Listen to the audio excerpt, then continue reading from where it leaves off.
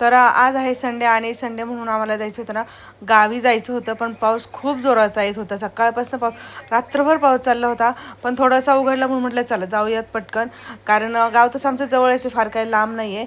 पण जाणं गरजेचं होतं, त्यामुळे म्हटलं चला आता. तर आज आम्ही चाललो होतो विमाननगरच्या रस्त्याने.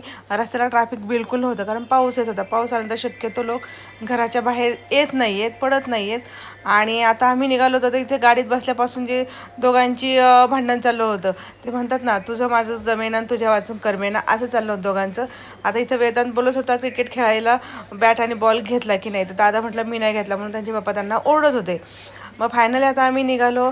तर इथं कसं तरी त्याला शांत केलं आणि आम्ही निघालो होतो पुढे जाण्यासाठी. मी त्याला समजवलं की आपण पुढे गेल्यानंतर आपल्याला फ्रूट घ्यायचे होते, घरी जायचं होतं म्हणून. आणि आमचं प्लॅन अजून एक होतं की आम्हाला येताना आहे ना थोडीशी झाडं घ्यायची होती, कारण तिकडं नर्सरी आहे ना छान असते. म्हणून म्हटलं येताना आपण एक 5-7 झाडं घेऊ, कारण कसं पावसाळ्यामध्ये झाडं लावली ना किती छान येतात. शक्यतो आहे ना मी पावसाळ्यात झाडं लावत असते, पण ह्या वर्षी ना जास्त पाऊस आहे, म्हणून म्हटलं ठरवलं होतं की चांगली गोष्ट होती की आपल्याला येताना झाडं घ्यायची आहेत म्हणून. हे माझं प्लॅन ठरलेलं होतं. मग मी तेच त्याला सांगत होते. मग ते सांगून त्याला थोडंसं त्याचं मन डायवर्ट करत होते की बाबा ठीक आहे, त्याला आता आपल्याला झाडं घ्यायचे. मग जाताना तर फ्रूट्स घेतले. फ्रूट्स म्हणजे फक्त ॲपल घेतले, बाकी काही नाही घेतलं. आणि त्यांच्याकडे ते 50 रुपये सुट्टे नव्हते म्हणून ते दुसऱ्यांकडनं मागवत होते. तर खरंच खूप वेळ गेला. आणि ऑनलाईन तर त्यांच्याकडं चालत नव्हतं, म्हणले ऑनलाईन बंद पडले. म्हणून मग मी डायरेक्ट कॅश दिली आणि निघालो होतो सरळ घरी जाण्यासाठी. थोडासा पाऊस उघडला होता, त्या पावसातच आम्ही प्रवास करतो. पण वातावरण इतकं सुंदर झालं होतं, इतकं थंडगार हवा सुटली होती ना, खरंच खूप छान वाटत होतं, मस्त वाटत होतं. आता पुढे गेल्यानंतर आहे ना आम्हाला भरायचं होतं CNG. पण CNGला इतक्या लांब लाईन होती ना, पाहू शकता, खूप लांब लाईन. आणि काय होतं, नगर रोडला आहे ना 2च CNG आहे. एक चंदनगरला झालेला आहे पाण्याच्या टाकीच्या इथे, पण तो ऑफलाईन आहे, तिथे खूप गर्दी होती. पुढे गेल्यानंतर खांदेनगरला पण आहे एक CNG, पण तिथे इतकी गर्दी होती. तो ऑनलाईन आहे.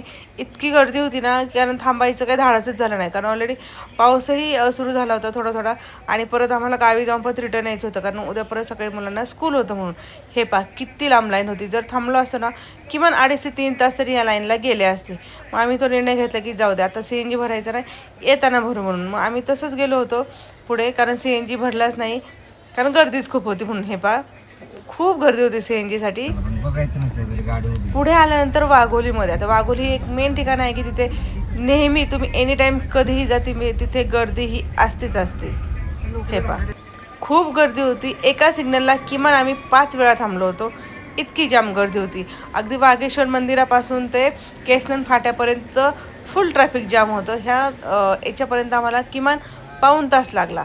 वाघोलीचं वाघेश्वर मंदिर आणि केसननचा फाटा जो आहे तिथपर्यंत. फायनली आम्ही आष्टापूरमध्ये आल्यानंतर आम्ही तिथे घेतली भेळ. शिवनेरी भेळ असते, कारण आम्ही शक्यतो तिथनंच भेळ घेतो. खरंच खूप छान आणि खूप टेस्ट लागते, मुलंही आवडीने खातात. आणि मग आम्ही पोहोचलो होतो आमच्या गावी. तर गावाला जास्त एवढा पाऊस नव्हता. हे तुम्ही पाहू शकता, तिकडं खरंच पाऊस होता पण थोडासा असा रिमझिम होता. आपला जसं पुण्यात पडतो तसा पाऊस नव्हता तिकडे. फायनली आम्ही घरी पोहोचलो.